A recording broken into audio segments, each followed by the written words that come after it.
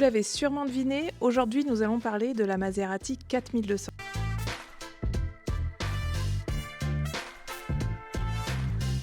C'est une voiture qui a du charme, qui intrigue, mais qui peut aussi vous réserver quelques surprises. Alors dans cette vidéo, nous allons répondre aux questions qui nous sont le plus souvent posées, entre fiabilité, entretien, et aussi quelques points à surveiller avant l'achat. Autour de moi, il y a quasiment toutes les variantes, dont une Speeder, une Grand Sport, mais aussi une boîte méca, boîte F1. Donc avec tout ça, on va essayer de faire le tour ensemble et de vous montrer les différences. Alors nous allons voir les différentes versions de 4200. Là, on en a pas mal. Donc on va commencer par la 4200 GT boîte méca, phase 1. Celle-ci, c'est une 4200 phase 1 aussi, mais Cambio Corsa. Donc Cambio Corsa, c'est une boîte manuelle qui est robotisée. Donc celle-ci est en plus en version Spider. Ensuite, nous avons la blanche, qui est un magnifique blanc Fuji en plus, qui est une phase 2. Et ici, nous avons la version Grand Sport. Donc si on combine la Grand Sport avec la Spider, ça fait une Grand Sport Spider, mais là, j'en ai pas à vous montrer. Donc là, on va commencer par vous montrer l'intérieur d'une 4200 phase 1 en boîte méca. On va commencer avec la Maserati 4200 en phase 1. Le propriétaire vient de la repeindre entièrement, la voiture est vraiment magnifique. L'intérieur est super propre, je pense qu'il y a pas mal de choses qui ont aussi été refaites. Donc celle-ci en boîte mécanique, c'est une boîte 6 rapports. On a après un fond de compteur qui va être différent sur la phase 1 et sur la phase 2. On a un petit liseré jaune là qui fait tout le tour, qui rappelle un peu l'extérieur, qui est vraiment joli. La petite horloge au centre qui est vraiment typique des Maserati, qu'on retrouve un peu sur tous les modèles. Je trouve ça vraiment magnifique.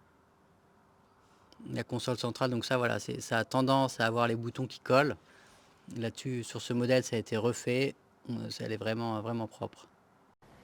Donc là, c'est une phase 2. Donc la différence avec la phase 1, le fond de compteur est légèrement différent. Et là, vous avez les palettes sur le volant aussi qu'on peut apercevoir. Et donc, comme c'est une boîte robotisée, il n'y a plus le levier comme la boîte méca, mais c'est un petit levier de sélection. Là, on est à l'intérieur d'une Grand Sport. Le volant en carbone. Le fond de compteur qui est encore différent. On retrouve beaucoup d'éléments en carbone. Le petit bouton Start en bleu pour démarrer. La console centrale qui est vraiment magnifique. Le seul sujet sur cette voiture, ça va être le tissu technique qu'ils ont mis là où il n'y a pas de cuir, qui vieillit relativement mal. Donc privilégier des voitures qui ont l'option tout cuir. Il faut faire attention que ça ce soit joli. Alors maintenant, on va parler de la différence entre les phases 1 et les phases 2. Nous allons commencer par les feux avant. Là, on peut voir autour de la lentille, il n'y a pas de chrome. Alors que sur la phase 2, il y a un chrome autour de la lentille. Ensuite, nous allons voir les jantes. La phase 1 a beaucoup plus de bâtons que la phase 2. Le design est un peu différent. Ensuite, au niveau des pare-chocs avant, nous voyons la lame en bas qui est plus reculée sur la phase 1. Sur la phase 2, elle est plus avancée, elle fait un peu plus agressive. Et maintenant, on va parler un peu plus en détail de la Grand Sport. Donc à l'avant, nous retrouvons le pare-choc de la phase 2. Donc c'est le même. Les jantes sont en 19 pouces, elles sont spécifiques à la Grand Sport. Ça renforce un peu le look sportif, comme les bas de caisse. On dirait que la voiture est un peu plus posée. À l'arrière, on retrouve un béquet en carbone. Il y a aussi des inscriptions Grand Sport sur les ailes. Les marchepieds sont également inscrits Grand Sport. On peut voir également à l'intérieur le pédalier en aluminium. Et l'habitacle d'ailleurs se distingue clairement d'une 4002 classique. On retrouve beaucoup plus de carbone comme ici sur le volant qui est magnifique. La console centrale également. Voilà, l'entourage du frein à main, tout ça c'est en carbone. Il y a aussi du carbone sur les portes. Nous avons eu la chance, au moment du montage de la vidéo, de recevoir à l'atelier une MC Victory, donc c'est une série limitée de la Grand Sport. Il y en a 180 exemplaires au monde. Donc là, les modifications, on peut voir par rapport à la Grand Sport, la lame avant du pare-choc est en carbone. Il y a un drapeau italien embouti dans les ailes. Après, à l'intérieur, on peut voir que tout est en Alcantara. Il y a aussi des sièges baquets un peu spéciaux et plein d'autres petites modifications. Et comme je ne suis pas mécano, nous allons voir la partie technique avec Guillaume qui est juste là. Donc on va commencer par le moteur. C'est un peu pour ça qu'on achète cette voiture. C'était un peu, c'est l'esprit Ferrari complètement, hein. Enzo disait je vous vends un moteur et puis le restant c'est cadeau avec. Et c'est vrai qu'on retrouve un petit peu ça sur ce modèle. Donc c'est le moteur F136 qui est issu de la F430. En réalité, il a déjà été mis dans cette voiture en premier, il a été mis dans la F430 après. Donc là, c'est une 4200, le moteur fait 4,2 litres. La F430, c'est 4,3 litres. Et là-dessus, on a un petit peu moins de 400 chevaux. Et c'est un moteur qui est vraiment très fiable. On a très peu de problèmes dessus. C'est une distribution par chaîne. Donc ça, on n'y touche jamais, c'est incassable. Il va y avoir des vidanges à faire de façon régulière pour ne pas être embêté.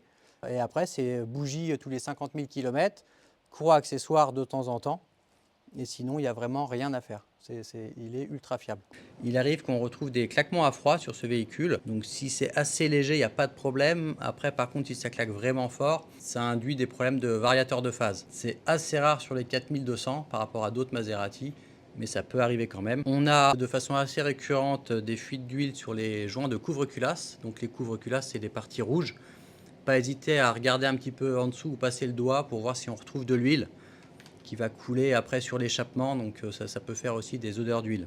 Donc on a une configuration avec le moteur et l'embrayage à l'avant et la boîte de vitesse avec le pont qui se situe à l'arrière. Toute la ligne d'échappement est en inox, donc on retrouve très peu de problèmes sur cet ensemble. Donc problème assez récurrent, ça va être les soufflets des rotules, principalement à l'arrière. Bon là ils ont mis du scotch, c'est pas fou. Et on retrouve du jeu dans le tirant qui induit du jeu dans la roue, donc normalement on le ressort plutôt bien. Après, nous avons le robot qui vient passer les vitesses. C'est relativement fiable. Faire attention au soufflet de cardan. Donc là, il a l'air bien, mais quand on regarde dans le détail, il commence à être craquelé. Donc ça ne va pas tarder à s'ouvrir, donc pas tarder à faire ce type de travaux. C'est pas très important, mais il faut regarder. Donc c'est un carter sec sur ce moteur. Donc on retrouve la bâche à huile au niveau du garde-boue à l'avant droit. Donc lui, voilà, c'est un réservoir qui est séparé. Pas hésiter à regarder le filtre à air dans le petit passage d'air tout à gauche. Regardez un petit peu l'état des radiateurs, qu'il n'y ait pas d'impact ou de fuite d'eau. Donc un indice pour vérifier le bon fonctionnement de la pompe F1, c'est d'ouvrir la portière et d'écouter le bruit qu'elle fait. Il faut que ce soit un bruit aigu et qui reste régulier. Si ça commence à faire des bruits bizarres, c'est pas normal. Vous vous posez peut-être la question aussi, quelles sont les différences entre la 3200 et la 4200 ? Donc la 4200 par rapport à la 3200, il y a eu pas mal d'évolutions de fait. C'est la même caisse. Esthétiquement, on a des petites prises d'air sur le capot qui ont été retirées, qui étaient présentes sur la 3002, qui étaient très jolies. C'est dommage qu'ils les aient retirées. On a principalement les feux boomerang à l'arrière de la 3200 qui ont aussi été retirés. Ça, c'était pour le marché américain principalement. Pareil, c'était très joli, c'est un petit peu dommage d'avoir retiré ça. Sinon, voilà, c'est vraiment les mêmes voitures esthétiquement. Ils ont vraiment fiabilisé la 4200. Le moteur de la 3200 était assez capricieux, des turbos qui cassaient, il y avait beaucoup de problèmes. Donc là, ils ont mis le bloc de la F430 qui est incassable. Au niveau de la boîte, pareil, la boîte de la 3002, c'est pas vraiment une réussite. Cette boîte-là est géniale.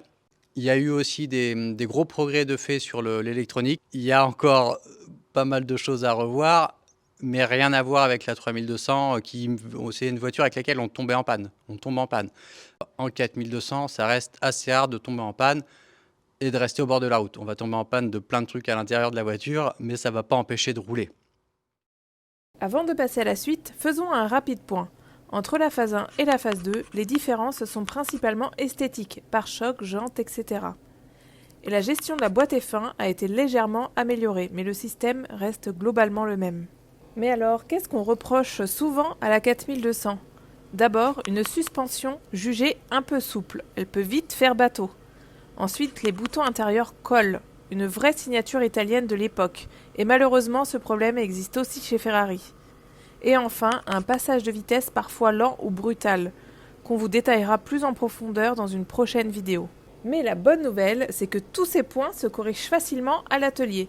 Ce sont des défauts que l'on retrouve souvent, ils sont typiques à cette voiture et on peut parfaitement les corriger.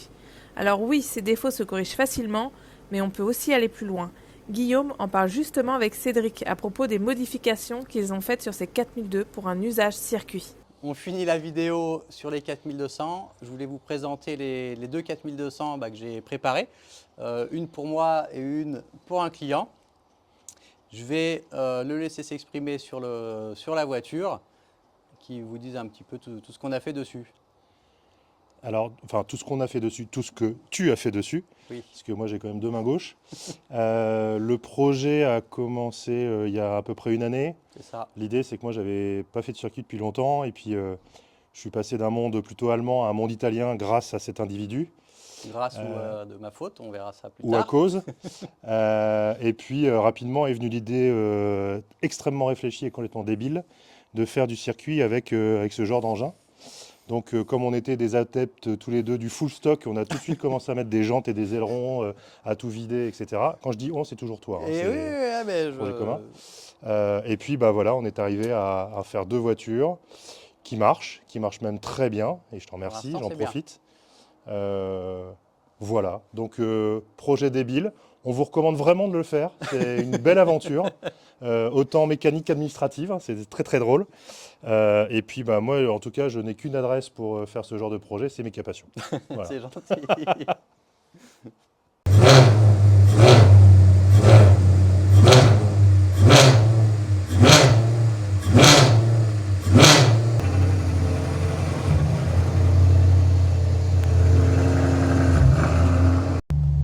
Je vous emmène avec Cédric dans sa 4002. Comme vous pouvez le voir, il n'y a plus grand chose à l'intérieur. Comment ça, il n'y a plus grand-chose? Comment ça?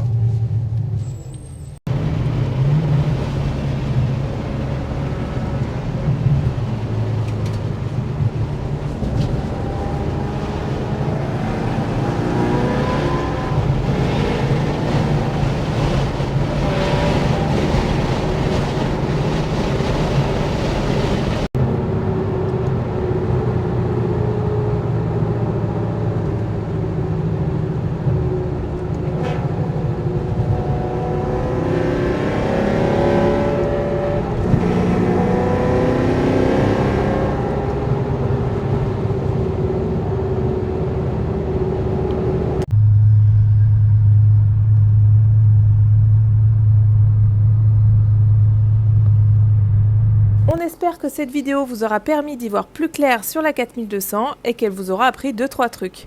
C'est un modèle qu'on connaît bien ici, alors si vous avez des questions ou que vous hésitez à en acheter une, les commentaires en dessous sont là pour ça.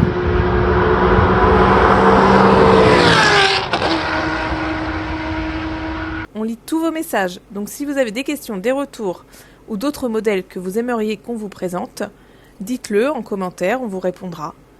Et pour info, on a régulièrement de très beaux modèles à vendre ici à l'atelier. Nous sommes dispo si vous cherchez la perle rare. Pensez à vous abonner si vous souhaitez d'autres contenus du même genre et on se retrouve à très vite pour parler d'une autre italienne.